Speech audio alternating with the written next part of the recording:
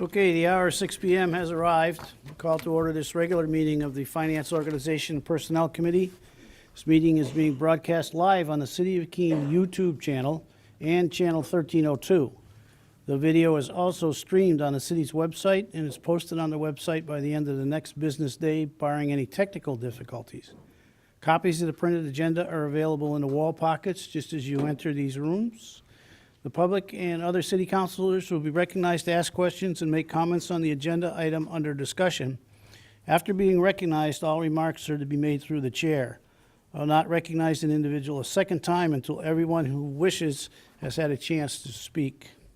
Anyone who wishes to address the committee is asked to go to one of the microphones in the room and identify themselves by name and address prior to speaking. Written comments from the public will be accepted at the city clerk's office until Tuesday at 1 p.m. The minute taker participates remotely. Committee members, please be sure to turn on your microphones when speaking. If the minute taker or the recording folks in the back room are unable to hear, they will speak loud and tell us to turn on our microphones. We have a quorum, one long distance traveler not with us tonight, so. Engineering agreement with Wright Pierce is the first item. Mr. City Engineer.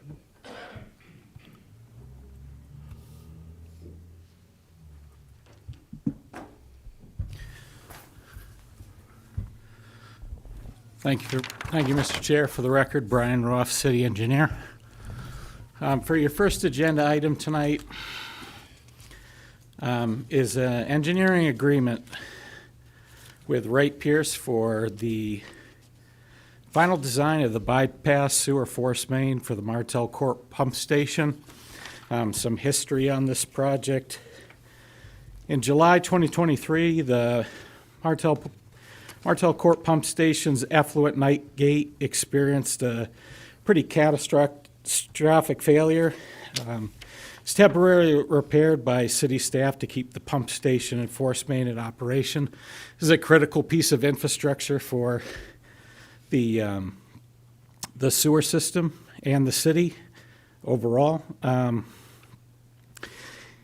In light of that, the city hired Wright Pierce on an emergency basis to develop a feasibility study to look at a bypass force main in case there was ever this instance to happen again, or an issue with the force main going forward, so we would have a redundancy within the system. They completed that scope of services this past December. Their report went to DS, was reviewed, approved, and found acceptable. And what we are requesting now is to take that preliminary engineering work and go to final design with that. You may ask, well, why are we hiring another engineer at this point if we've already had Wright Pierce do this work? There's a couple of reasons. One, for the city's procurement requirements, the value of the contract requires us to get competitive pricing for that, so that's why we're doing that. Secondly, we think there's a chance that we could potentially get federal funds for this work and the associated construction of the redundant and bypass force mains. So we are complying with federal funding requirements to advertise for RFQ, select a consultant, and then hire them to complete this design work so we can put in this redundant force main for the city. The amount that's listed as the not to exceed amount is based on the estimate for construction. Typically, final design engineering cost range between 15 and 20% of the construction cost. We're using 20% as a worst case to move forward on this. The city has allocated for this project already $2.4 million. Whatever money is not used for engineering or not needed for engineering services will be used for construction going forward. With that, I'd be happy to ask any questions you may have on this matter. Questions up here? Any members of the public? What's our time frame? Time frame for construction or time frame for engineering? Let's say, be able to go to bid. I would love to go to bid January of this coming year or sooner if we can. Ideally, this is something we get installed as soon as possible. Yeah. Okay, thank you. We'll take a motion then, if there's, Move to recommend that the city manager be authorized to do all things necessary to negotiate and execute an engineering services agreement with Wright Pierce for the final design of the Martell Court Sewer Force Main Bypass Project, 32 JM 012A. Can you turn on your microphone, please? It is on. We can share. We'll share one. it's that side of the room. Okay. Up to 650,000. Second. Okay, it's been moved and seconded. Any further discussion, members of the committee? Seeing none, all in favor? No one opposed? Unanimous. Thank you. We got some other stuff. Sure. Carry on. All right, thank you. For the record, Brian Ruff, city engineer. This next project is federally funded through DOT. It's 80% funded federally, 20% city match. We're going through, we've submitted to DOT the final design for this project. It's contingent on a couple of things being approved, one of which is the permanent easements and temporary construction access agreements that we need for construction for the project. We've submitted in compliance with LPA and federal funding DOT requirements, letters of statements of rights to the four property owners that we will be looking for easements and right of access for construction. We've discussed with all of them and worked with them. We're pretty confident that this number that is listed in this proposal for this item of $40,000 will be sufficient to pay for the easements, the just compensation for those easements for construction and permanent easements on those property for future access. So with that, if you have any questions, I'd be happy to answer them, but that's the basis for this. Thank you. Questions up here? Go ahead. Thank you, Mr. Chair. And just a clarifying question on that amount. Sure. So is it a 20-80 split? So would we be paying up to 8,000 and then the feds would cover the rest? Or That's NHDOT? correct, yes. Yep. Chris, did you have something? Okay. Any members of the public wish to speak? Okay, take a motion. Move to recommend that the city manager be authorized to do all things necessary to negotiate and execute temporary construction access agreements and permanent easements with abutting property owners necessary for the construction and future maintenance of the George Street Replacement Bridge up to the aggregate amount of $40,000. Second. Okay, it's been moved and seconded. Any further discussion, members of the committee? Seeing none, all in favor? No one's opposed? It's unanimous. Thank you. Keep going. One more for you. For the record, Brian Ruff, city engineer. This is a similar project, 80% funded by DOT, 20% city match. For this project, a little unanticipated, some easements are required to upgrade existing drainage to ensure the improvements that are made to the trail are, remain good going forward and sustainable. We've discussed with these property owners, and we've discussed with DOT. We've had our city appraiser provide calculations for just compensation for these properties, and we think this value is appropriate for the three permanent easements that we need for drainage improvements to adjacent infrastructure to this project. So if that's pretty much the gist of it. If you have any questions, I'd be happy to answer them. Anybody up here?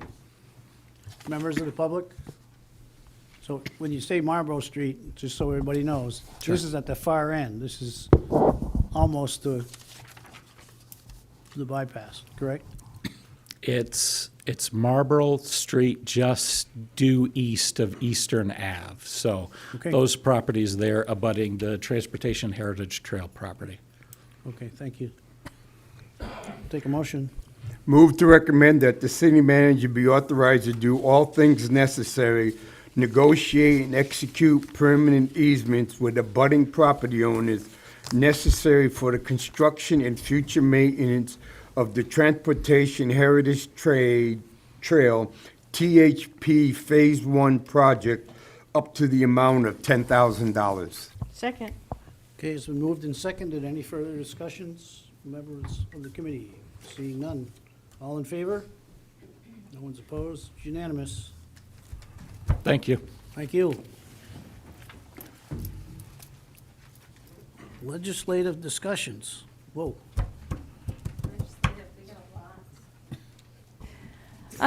Thank you, Mr. Chair. So on your desk this evening, I've actually provided you with a lot of paper, and I'm not expecting you to read it right now. It's for future reference. Tonight, we just wanted to talk about a few bills that we'd like to weigh in on in either opposition or in support, either myself or the mayor. And I will go down a list of those bills, but I want to defer to the mayor first. You want to talk a little bit about the school funding and the IMLS?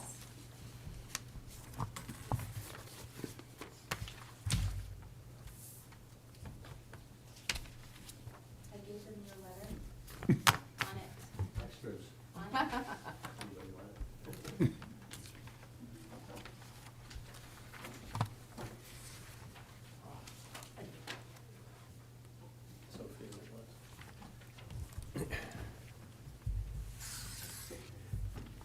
Yeah, so, Jay Kahn, Mayor.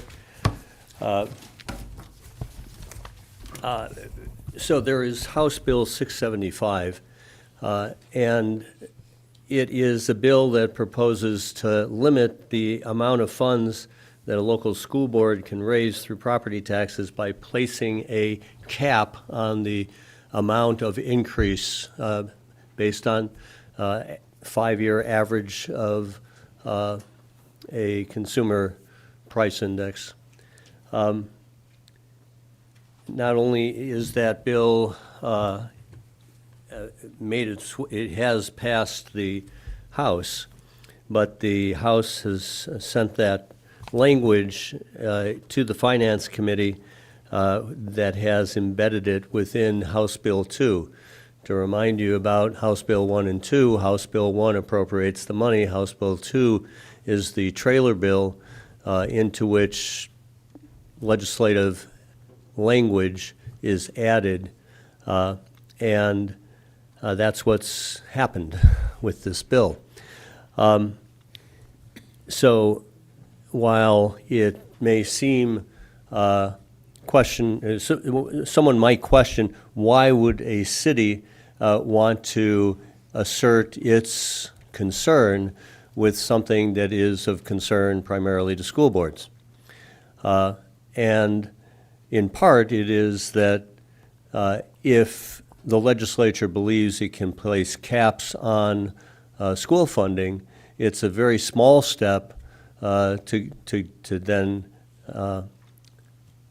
then place caps on other types of property tax funding, and that could include municipal and town governments and county government. And when you think about the kinds of instances where those issues of where the state is determining funding that directly impacts property taxes, you don't have to go very far to see how those issues cross over. And that would be like retirement funding. So if the state decides to increase retirement funding, that's a great thing. We can hold our tax rates. If the state decides to reduce retirement funding, as has happened significantly over time, then local property taxes need to respond to that downshifting. That, in part, is the reason to assert a municipal concern that this kind of a cap is not in the best interests of local taxpayers and local governing bodies, and in fact is usurping local control that the legislature has granted to our communities for hundreds of years. I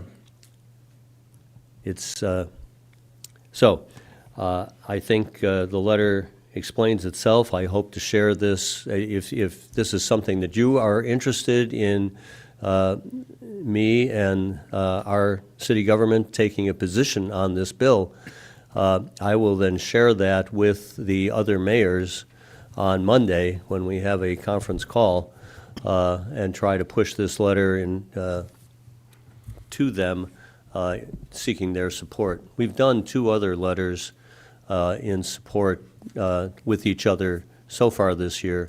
One was on funding for unhoused homeless costs, which I think this committee is very familiar with, the city has had to absorb in its human services budget. There is a bill sponsored by Regina Birdsell that the Senate intends to place into the budget. It's tabled it after it passed it. So when HB 1 and 2 cross over to the Senate, that they would, it's likely that they would insert that. We've got 8 mayors that signed on to that bill. We had 11 mayors that signed on to bail reform bill. So we have a pattern of trying to share where we think that there are shared interests, and hopefully we'll see that after Monday and after we get some guidance from this committee that this is an appropriate action for our city government to take.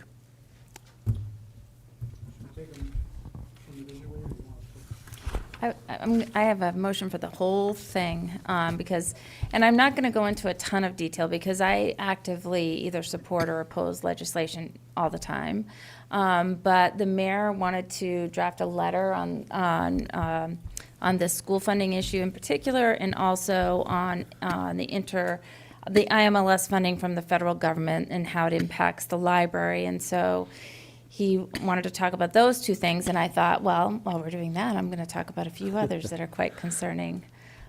So do you want to talk the library next, or do you Yeah, want me to? well, I think Marty Fisk, who's Yeah. here, is really in the best position to talk about it. But what struck me most dramatically is the impact that could have on interlibrary loan, which allows people across the state to access collections across the state.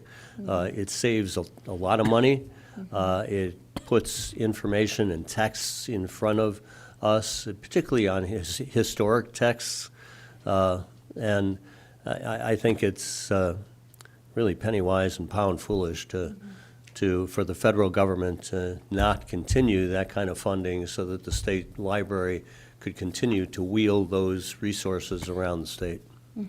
And on your desk this evening, there is the memo from the library director, which details the projected impacts related to the IMLS funding, as well as some concerns around state bills that would impact the library as well. Can I speak about the school one before the mayor leaves? You have some interest in that? I may have a little bit. The mayor was quite correct. If they do the school, it's very easy to transfer over to the city or municipality. And I think people may just look at it and say, well, yeah, well, this will make sure the taxes stay low. But we're a democratic government body, a town over Conval. They decided, the people themselves decided what they were going to do. Over in Vermont, Brattleboro, the people over there decided what they were going to do. And then by their decision, they prioritize stuff. But what I think people don't understand is, if, say, they put a 2% cap on, that is not just affecting the school, but that will affect the school board's ability to have contracts, collective bargaining contracts. If they go in and if we have 500 teachers and we have a collective bargaining contract coming up that may increase $1 million in the first year, and we only had a 2% cap, that could cause us to be in a position that we had to decrease education funding to be able to give a minimal contract to the, for example, the teachers, or if we want to maintain funding, we would give a very bad contract to the teachers, then they could refuse it, and then we're in a situation where we're going year to year without a collective bargaining agreement. Now imagine that going forth to the city where because of the cap, you can't have a long-term collective bargaining agreement with the fire department or the police or the city employees. So the people up on the hill says we're saving taxes while at the same time really destroying or lowering the quality of services to the committee. So I think it isn't just about saving taxes. I think there's a group of people here trying to do the end run to go at unions.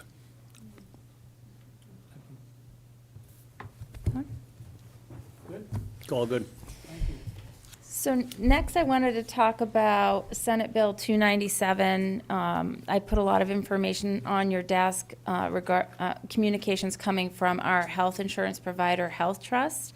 And I'm very concerned if this bill passes, what options the city will have for health insurance moving forward. So this bill, SB 297, has already passed the Senate, so it's crossing over to the House.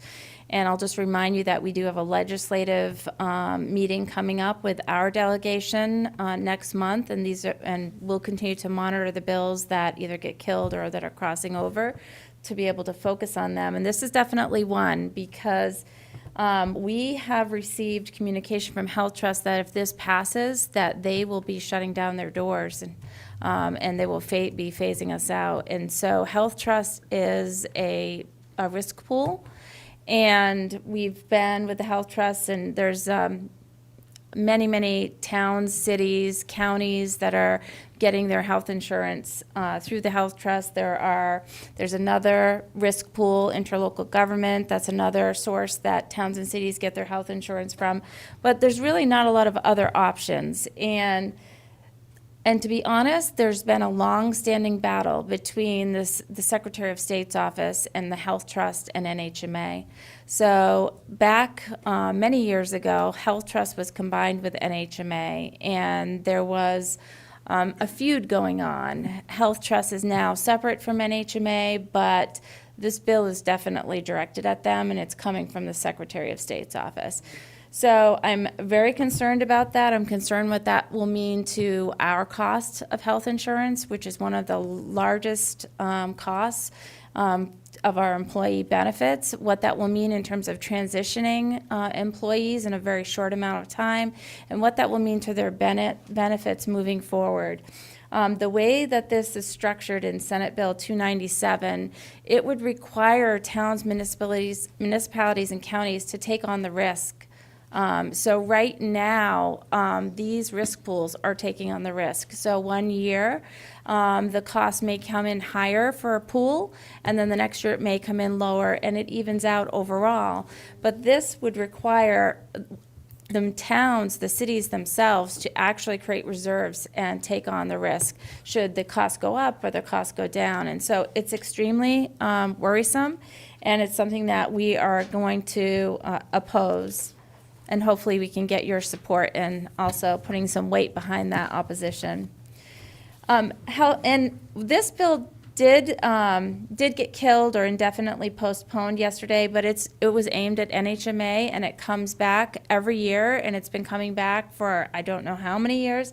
It was House Bill 456, and it would limit our ability to join organizations like NHMA to represent us in Concord. And basically it says that you can't use your budget to join an organization like that. And the problem with that is right now we choose to join NHMA, and so does every other town and city in the state of New Hampshire.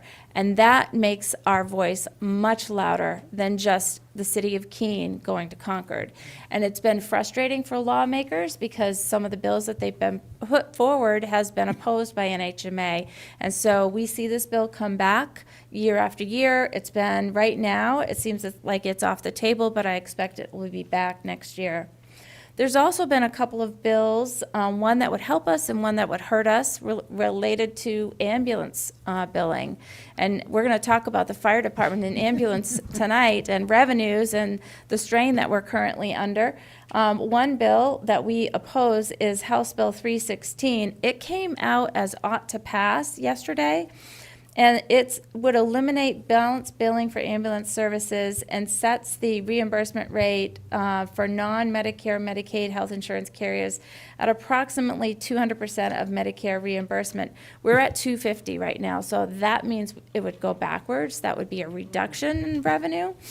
Whereas Senate Bill 245 we support, which would set the reimbursement rate for ambulances at 325% of Medicare rates. And so that would be a potential 75% increase in our revenue, so in our rates. And so that could potentially generate a great more revenue for us. And so we are hoping to continue to support that bill. That's Senate Bill 245. And then each year there's an attempt to exempt something from taxation. And the last few years, there's been effort around religious exemptions. And we've had some of those challenges right here in the city of Keene. And there's a bill, Senate Bill 291, which would expand religious property tax exemptions to include rental housing for which a religious institution profits. So it's not part of their mission, it's not part of the church and what they're doing, it's actually renting out rental property, and they're trying to exempt it from taxation. That is Senate Bill 291, and we are hoping to continue to oppose that one. This year, we've seen a run at zoning like we've never seen before, and so the need for housing has brought forward a bunch of very creative bills that are meant to help create more housing stock, but some of them are pretty dangerous, and they erode away at the local authority and your ability to make decisions. And so there are several of them, but there's one in particular, House Bill 410, that we are opposing, which prohibits municipalities from enforcing or adopting restrictions unless directly necessary for the health or safety reasons and supported by empirical and scientific evidence from nonpartisan sources. It's really over the top. And it talks about like how much you can have for restrictions related to size of your acres of lots. I mean, it really goes pretty far. And so that is one we'd like to oppose. And then, of course, we're monitoring the state budget. The mayor mentioned the budget. Every year, we monitor meals and rooms, highway block grants, state aid grants, wastewater project funding, and revenue sharing. And we advocate for at least what we got last year. This is not a year to be advocating for more, but we try to maintain what we have, because if those revenues are reduced, it's a direct impact to the budget and the potentially the tax rate. And then we did already talk about the IMLS service. And one of the things in talking to the library director, while we are a net provider in terms of our sharing of resources, it would impact us as well and the users of our library, but it would dramatically impact the small libraries around us who aren't able to purchase the materials that the people in their community are looking for. And so we are hoping to weigh in with the federal government as well as to continue to monitor the impacts at the state. So just a few for you this evening that are priority bills for us. Thank you. Members of the committee first, comments? Anything to say? Yes, sir. The one that's a really big concern is the healthcare. Because in 2011, when the House and the general court decided that we were not going to fund medical care in the retirement. That changed it. And how that changed it, if I go at the school, the makeup of our school, we had a lot of people would come in at 22, do their 25, 30 years, and they were out between 47 to 52 because they could get the health care. But because they can't get the health care and it's so expensive, we now have people working longer. I don't want this come across as ageist or anything, but we have good people that are working in the late 50s and early 60s. But around age 55, that magic high risk cancers and heart attacks and strokes and others come in the amount of, I'm not going to allow to tell you, but the amount of the people that are in the high risk pool that we have to go out is more than 24. Yeah. Before, we only had a couple a year. But if we, for example, just the school board had to absorb that, Risk. that would be a major impact on the city's taxes. Yes. In the same way like the city. And so people are working longer because they need the health care, but which increases the number of high-risk events. Yes. Yeah, it's very concerning. Members of the public? Yes, sir. Thank you, Mr. Chair. So just on the stuff relating to the library, I just want to make sure I'm understanding where the letters are going. So is the first one to the federal government in some fashion Yes. regarding the executive order? And then is the intent also to send letters to, I think it's the State House on 324, 666, 273, and 340, I think is the four that are listed in there? Yeah, those are and I think one of them is now off the list, but those were the priority bills for the library that we would weigh in on. Did you want to? Come on up.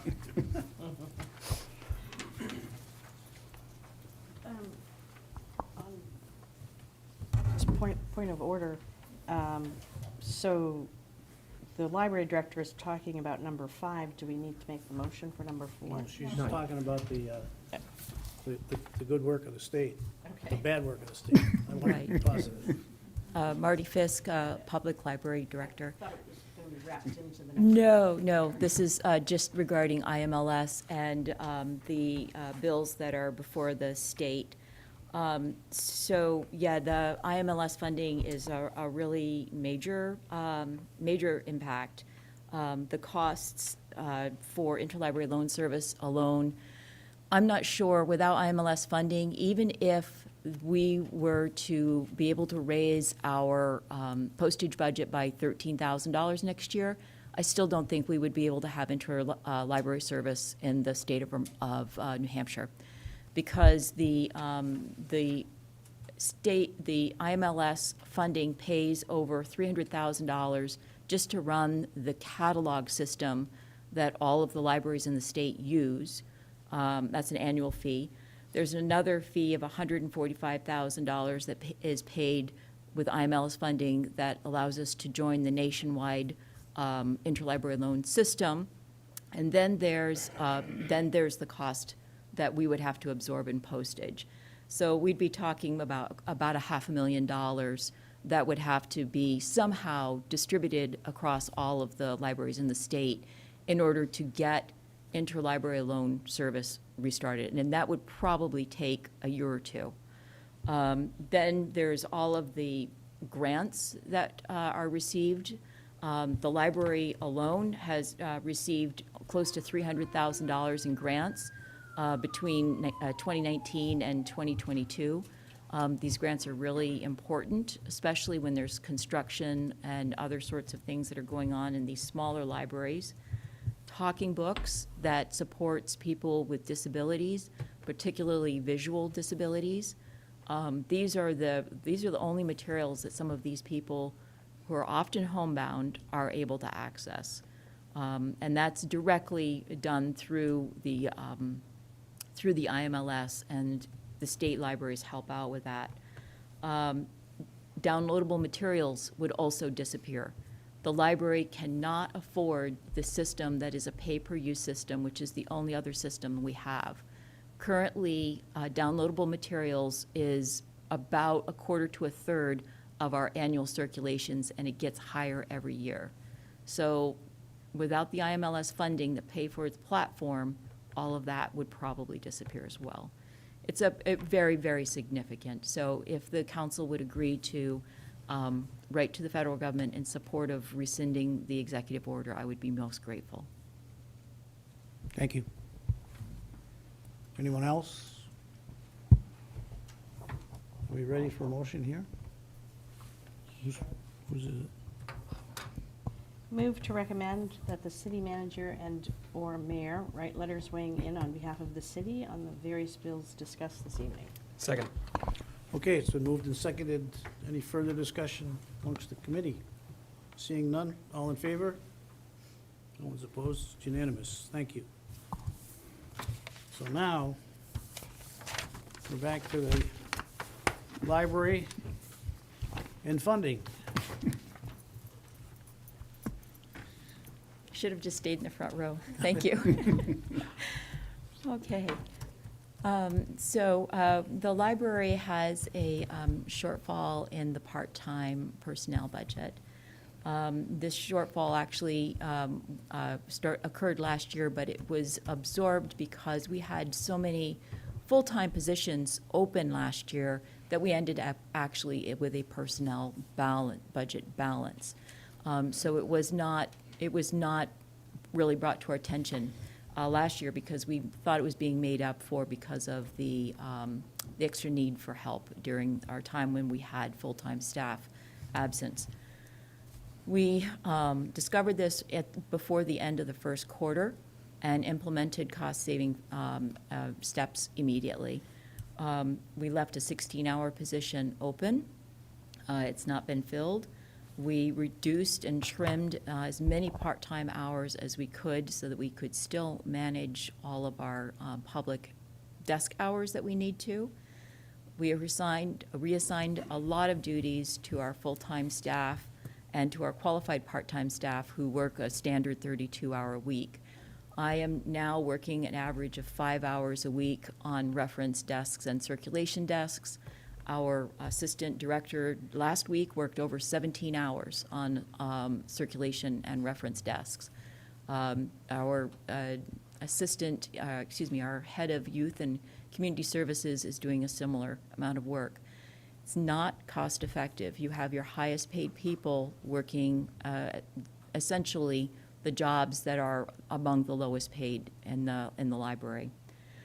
We also eliminated our use of all of our per diem staff, and people are struggling to get their work done.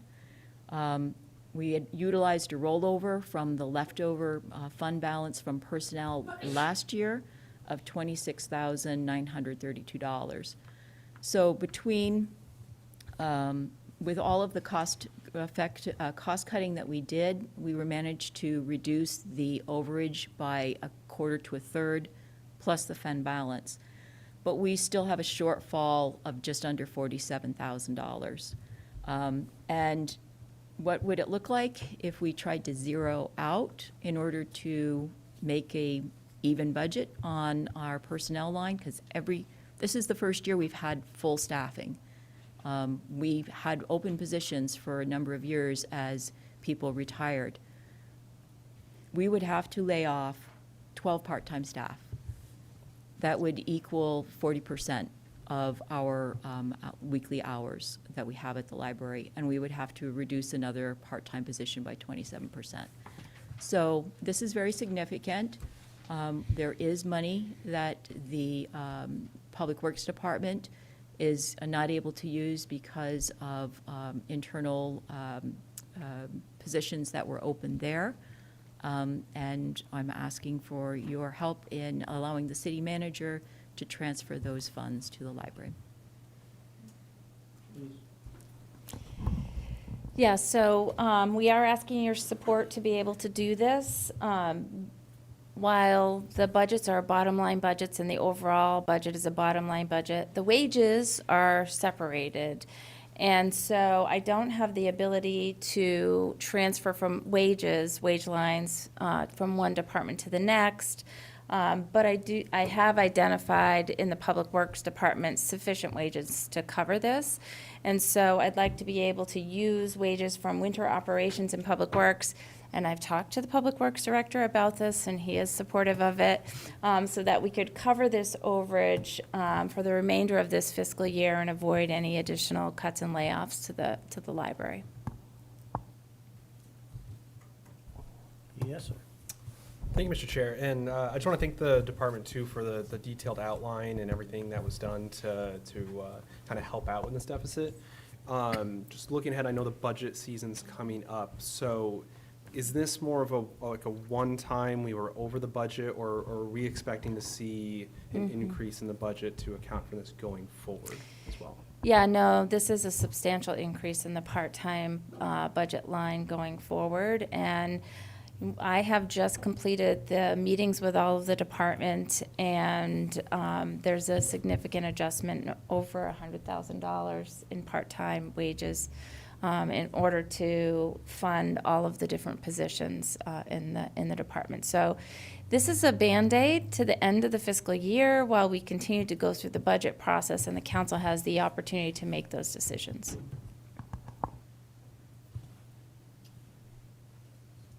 Members of the public?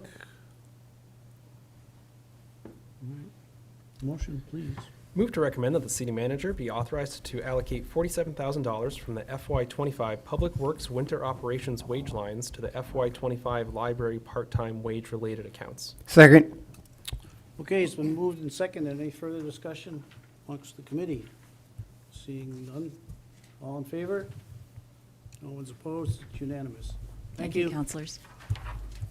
Thank you, Mr. Director.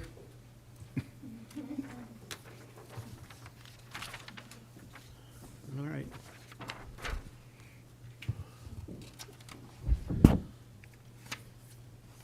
Madam City Manager? Yes, I'm going Fire to ask chief. the fire chief to join me in front. I don't know if you want the deputy as well, but the next item is in regards to funding fire department overtime lines. And so we are asking for an additional $529,000 in overtime for the fire department. This is needed for a variety of reasons. We have overages in our wage lines. We are anticipating estimated overages in our wage lines, as well as this would fund the minimum staffing level of 12 firefighters per shift to be able to run the third ambulance every shift dependably. Right now, we have a minimum staffing level of 10. So basically what this does is 2 individuals are coming back in on overtime to run that ambulance. And so it is costly, which is why I have another item that follows this to talk about a potential partial solution for the remainder of the year as well. So I don't know if you have any specific questions. We are asking to take the money from fund balance, and this is a one-time allocation to the budget. And again, this is something we'll be discussing in terms of the overtime lines of the fire department moving forward as part of the budget process. There is a request to increase those overtime lines as necessary. And the other piece of this, I'll just remind the council, we do have plans to submit a SAFER grant for 4 additional firefighters per shift. That grant has not come out yet. We expected it to come out. It has not come out yet. We are prepared to submit once it does. But in the meantime, there's been a lot of stress placed on the firefighters The number of calls that we're seeing is being divided, the increase in calls is being divided by those 10 firefighters, which means they're getting very few breaks in between, and it's causing a lot of strain. And so immediately moving to the 12 minimum shift per shift allows us to split those ambulance calls with 3 ambulances instead of running just the 2.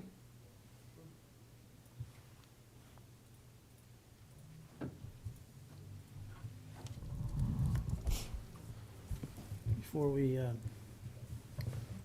get any more, any questions? Got 2 items before us. We're going to take them one at a time here. Any questions up here? Go ahead. Thank you, Mr. Chair. Just a process Yes. question. So this is supporting a future resolution to hire the 4 additional firefighters? Is it first? Which one's first? It's the staffing topic. So there's Probably the should. suggested motion is to say Yeah, move to recommend right. supporting a resolution. So is the suggestion to? I'm that sorry, there I be was a- talking about the overtime, that's why you're confused. Got it, okay. Yeah, I was talking about the overtime.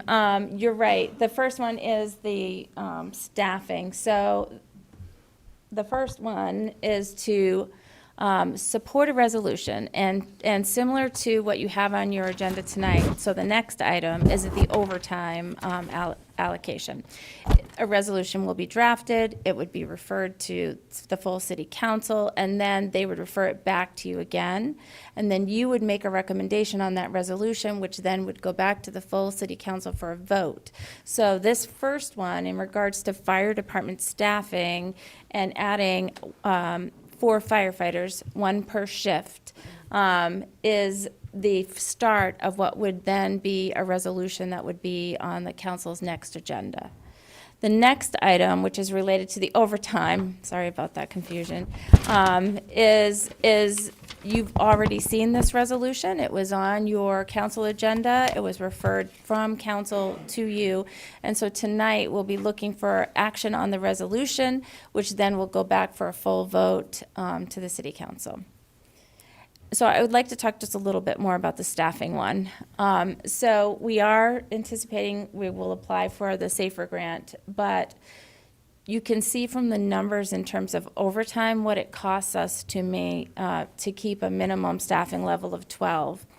And if we are able to hire 4 firefighters immediately at a cost of $529,000, it will help to reduce the impact of overtime because we will now only be calling in 1 person per shift. And the reason why I didn't ask for 8 firefighters and bring us straight to the 12 is because we are still hoping for the SAFER grant to come out. And so this is a compromise of sorts and a step in the right direction. In addition to that, we have been recruiting firefighters, and we do have 4 potential firefighters in the loop, which, in the process, which potentially could create a faster process to hire them as well. And so this is really a 2-step approach. Yes, ma'am. When you say 4 potential firefighters, are these firefighters that are already trained, or just people interested in becoming a firefighter? I think it's a combination. So I'm going to leave the technical stuff to the deputy and to the fire chief, but in talking with them, they're not considered laterals because they're not certified to come in as a lateral, but they have the experience and some of the certifications that we're looking for, which would expedite the process. Because what happens right now, if someone comes in new without that experience, it takes a significant amount of time. We're still trying to get up to 11 from the last time you approved 4 additional firefighters. Because once you go through the hiring process, you then go through the training process, and depending on how quickly they learn and get up to speed, they don't count in the minimum staffing number. So maybe they're riding on the fire truck, or maybe they're riding in the ambulance, but they don't count because they can't be on their own. So they're not part of that minimum staffing. So 2 things are happening. We're getting closer to being to that 11 because we've had people that have been training with us for a number of months. And then if we were able to bring in these 4 additional firefighters who have some background, they would be able to expedite it. It's still, there's training and certifications that they have to get, but it is expedited because they have relevant experience. Thank you.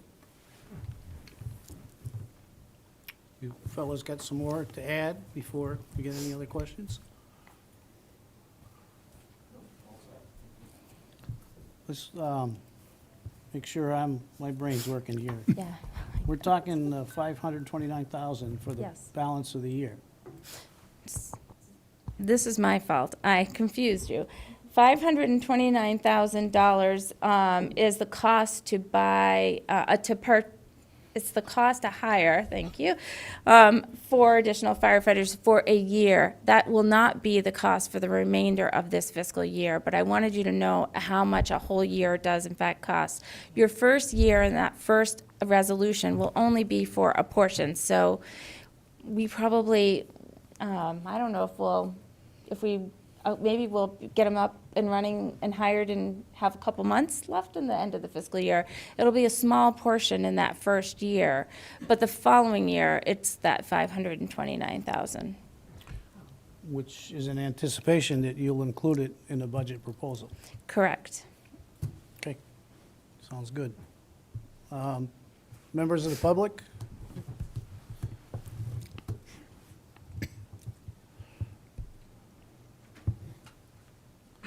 Hi, good evening, everyone. Rob Scrocky, Professional Firefighters of Keene. I just can't state enough how important this is. It's a huge step forward, and as the city manager said, a Band-Aid on a big problem, but it is an important step forward and something that the members of the fire department are certainly hoping that you all consider. So thank you, and thank you to the city manager and the chiefs for having us as a seat at the table as we look to solve this problem long-term, and we look forward to continuing to work together. So thank you. Thank you. Any further discussion? Yes, sir. Just really for clarification, we're talking 529,000 for the year, but we only have 3 months to the rest of this fiscal year. Right. And even if we hired them April 1st, we're only talking about spending a max of $140,000. Yeah, it's a much And smaller portion It's in the much first year. smaller amounts. I just wanted to, that's the max if you hire them 2 days from now. So I just Right. didn't want people to see 529,000 to go to where the chair's question was. Yeah, absolutely. But I did feel it was important for you to know the cost and to have this conversation now, because if you were to just wait for the budget process, I would never be able to do the budget and stay within the fiscal policy and add 4 firefighters. It's just not going to happen. This $529,000 expense I don't have the exact number that will be allocated yet, but I believe this would take most of it, if not all of it, in terms of new revenue available. And so I wanted to put that right out there right now, that hiring these individuals will be $529,000. That would not be considered as part of the fiscal policy if you agreed with that. Anything else? Who's got the motion? I do. Move to recommend supporting a resolution being brought forward to appropriate funds to hire 4 additional firemen, 1 per shift, for approximately $529,000 per year. Second. All right, it's been moved and seconded. Any further discussion up here? All in favor? No one's opposed, it's unanimous. Thank you. We've got the next part.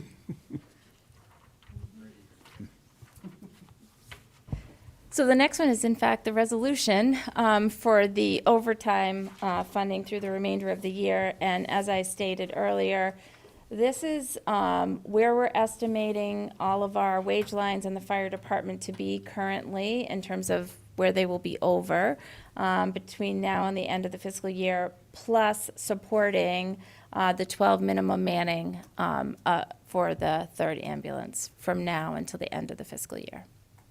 Thank you. Questions up here? Any further information from you fellows? Members of the public? Okay. Whose motion? Move to recommend the adoption of Resolution R-2025-10. Second. Okay, it's been moved and seconded. Any further discussion, members of the committee? Seeing none. All in favor? No one's opposed? It's unanimous. Thank you.